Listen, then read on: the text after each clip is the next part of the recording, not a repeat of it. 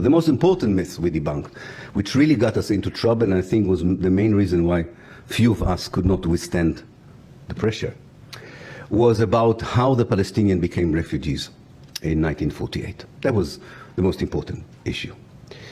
There were two kind of versions to the Israeli narrative about 48.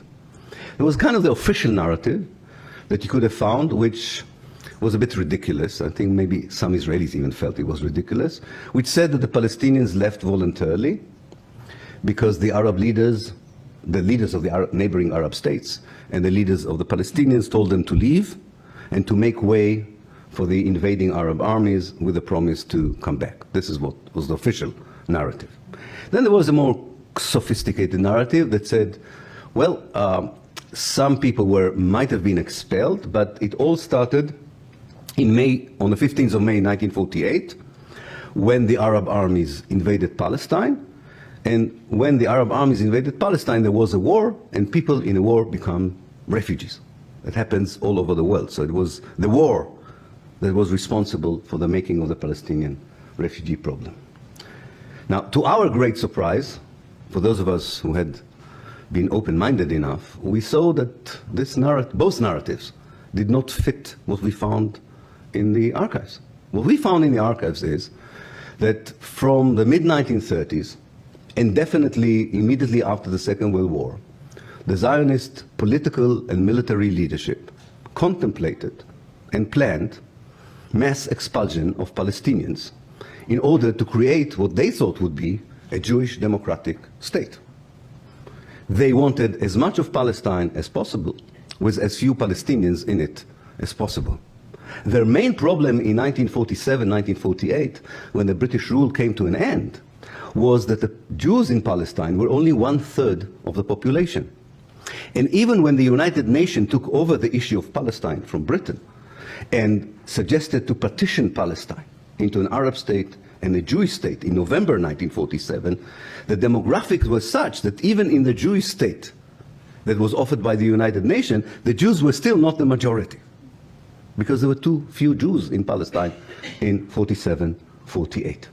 And the solution, definitely after the Second World War, in the eyes of the leading Zionist politicians and military commanders, was very clear. What I called in my book of 2007, the ethnic cleansing of the Palestinians. The decision to expel massively the Palestinians from any area that would become the Jewish state eventually was taken in March, in the beginning of March 1948. That is 2 months before the Arab armies entered Palestine. And we wrote a story that most Israelis found very disturbing. We said, actually, the Arab armies entered Palestine because the Zionist movement was already expelling Palestinians for 2 months. And these Palestinian refugees began to reach the Arab capitals. And there was a pressure by Arab public opinion on the Arab governments to do something, especially after the Deir Yassin massacre on the 9th of April 1948, which was broadcast all over the Arab world. It was not the only massacre. When you expel people, there are always massacres. People don't like to be expelled.